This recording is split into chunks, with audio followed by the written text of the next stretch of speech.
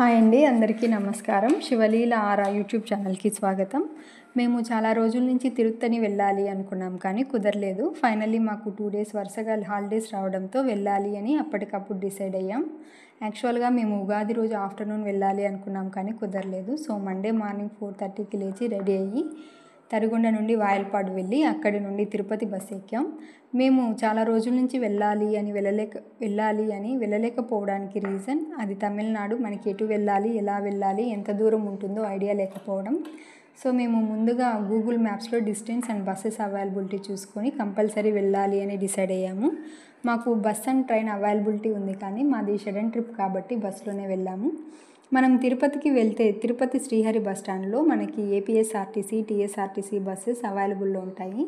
నాకు తెలిసి ప్రతి హాఫ్ అన్ అవర్కి బస్ అవైలబిలిటీ ఉంది కాబట్టి ప్రాబ్లం లేదు. తిరుపతి నుండి 1.5 hour జర్నీ ఉంటుంది. టికెట్ ప్రైస్ కూడా పర్ హెడ్ 95 రూపీస్ ఓన్లీ. ఇక ఆలయ వివరాలు, విశేషాలు ఏంటంటే, తిరుత్తని సుబ్రహ్మణ్య స్వామి టెంపుల్ తమిళనాడులోని తిరువల్లూరు జిల్లాలోని తిరుత్తనిలో ఉంది. ఇది సుబ్రహ్మణ్య స్వామి యొక్క ప్రసిద్ధ క్షేత్రాలు 6 పడువీడుల్లో ఒకటి. ఇక్కడ స్వామి మురుగ పెరుమాళ్ళుగా పూజలు అందుకుంటున్నారు. ఈ ఆలయం అతి పురాతనమైనది. 1600 సంవత్సరాలకు పూర్వం నుండే ఇక్కడ ఉన్నట్లు శాసనాల ద్వారా తెలుస్తుంది. సుబ్రహ్మణ్యేశ్వర స్వామి శూరపద్మునితో యుద్ధం చేసిన అనంతరం వల్లీదేవిని వివాహం చేసుకోవడానికి బోయరాజులతో చేసిన చిన్న పోరు అనంతరం శాంతించి ఇక్కడ కొలువయ్యారు కనుక ఈ క్షేత్రానికి తనిగై అనే పేరు వచ్చింది. స్వామి భక్తుల తప్పులను, పాపాలను మన్నించి కటాక్షిస్తాడు కనుక ఈ క్షేత్రానికి తిరుత్తని అనే పేరు వచ్చింది. కాబట్టి ఎవరికైనా ఎటువంటి దోషాలైనా ఉంటే ఒకసారి దర్శనం చేసుకుంటే మంచిది. త్రేతాయుగంలో రాముడు రావణుని సంహారం చేసిన తర్వాత ఈ క్షేత్రంను దర్శించారు.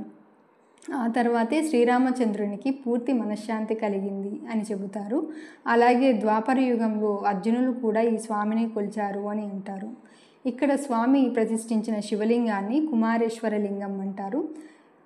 సుబ్రహ్మణ్య స్వామి భక్తికి మెచ్చిన శివుడు జ్ఞానశక్తి అనే ఈటను అనుగ్రహించాడట. అందువలన స్వామిని జ్ఞానశక్తిధరుడు అని కూడా పిలుస్తారు.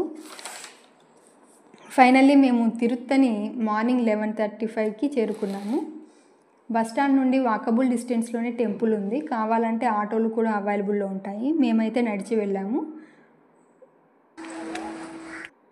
దారిలో కోనేరులో కాళ్ళు చేతులు కడుక్కొని దర్శనానికి బయలుదేరాం. దారిలో ఉన్న గణపతి ఆలయం, అమ్మవారి ఆలయం కూడా దర్శించుకున్నాము. ఇక్కడ స్టెప్స్ 365 ఉన్నాయి. ఈ సంవత్సరంలోని 365 రోజులకు చిహ్నం అని ఇక్కడ వాళ్ళు అంటే విన్నాను.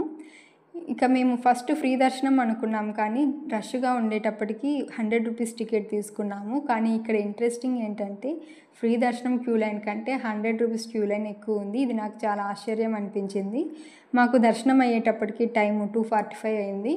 ఇంత ఆలస్యం కావడానికి కారణం అభిషేకం. స్వామివారి అభిషేకం జరుగుతుండటం వలన లేట్ అయింది. ఇక మేము ప్రసాదాలు తీసుకొని తిని ఒకసారి అక్కడున్న షాప్స్ చూడడానికి వెళ్తే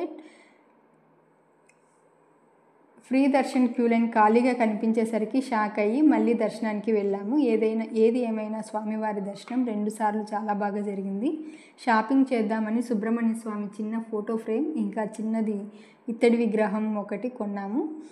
ఇక్కడ స్వామివారికి రోజుకు 3 సార్లు అభిషేకం జరుగుతుందండి. Timings morning 8 AM, afternoon 12 PM, evening 5కి. టికెట్స్ మాత్రం ఆన్లైన్లో 1 week ముందుగా బుక్ చేసుకోవాలి అని చెప్పారు. వికలాంగులకు వీల్ చైర్ ఫెసిలిటీ కూడా ఉంది. సత్రం టెంపుల్కి రైట్ సైడ్లో ఉంది. వాష్రూమ్స్ టెంపుల్ బ్యాక్ సైడ్లో ఉంటాయి. వాష్రూమ్స్ నీట్గా, హైజీనిక్గా ఉన్నాయి. ఇక్కడ టెంపుల్ వాళ్ళు ఫ్రీగా పానకాన్ని భక్తులకు పంచుతున్నారు. ఈ ట్రిప్లో నాకు బాగా నచ్చిన 3 విషయాలు. ఆబ్వియస్లీ స్వామివారి దర్శనం చాలా బాగా జరిగింది. ఇక్కడ చిన్న చిన్న కుండలలో మసాలా మజ్జిగ అమ్ముతున్నారు. అది నాకు చాలా బాగా అనిపించింది. మంకీస్, అవునండి, కోతులే. ఇవి ఇక్కడ కొండపైన చాలా ఫ్రెండ్లీగా ఉన్నాయి. అవి మనల్ని చూసి భయపడి పారిపోవడం, అలాగే మనల్ని భయపెట్టి పారిపోయేలాగా చేయవు. వీటికి కొండపైన ఎవరు కూడా రెస్ట్రిక్ట్ చేయడం లేదు. క్యూ లైన్లలో కూడా వాటికి నచ్చినట్లు తిరుగుతుంటాయి. ఏదైనా ఫుడ్ ఐటెం కూడా భక్తులు ఒక పక్కగా పెడితే తీసుకుంటున్నాయి తప్ప మన మీద అటాక్ చేయడం లేదు. ఇవి ఎప్పుడు ఇంతేనా అంటే ఏమో నాకు తెలీదు. మేము చూసినంత వరకు చాలా ఫ్రెండ్లీగా ఉన్నాయి. ఫైనల్లీ మేము ఈవినింగ్ 6కి రిటర్న్ అయ్యాము. 8:45కి తిరుపతి వచ్చాము, కానీ బస్సెస్ అవైలబిలిటీ లేకపోవడం వలన తిరుపతి టు వాయల్పాడు బస్ మాకు 11కి స్టార్ట్ అయింది. అట్ లాస్ట్ మిడ్నైట్ 2 PM మేము తిరుపతి చేరుకున్నాము. అక్కడ నుండి ఇంటికి వచ్చేసరికి 2:30 అయింది. మార్నింగ్ 7కి మళ్ళీ వర్క్లో జాయిన్ అయిపోయాము. ఇదండి మా తరిగొండ టూర్. తిరుత్తని ట్రిప్ మీకు నచ్చితే లైక్, షేర్ చేసి మరియు సబ్స్క్రైబ్ చేయడం మాత్రం మర్చిపోకండి. Thank you.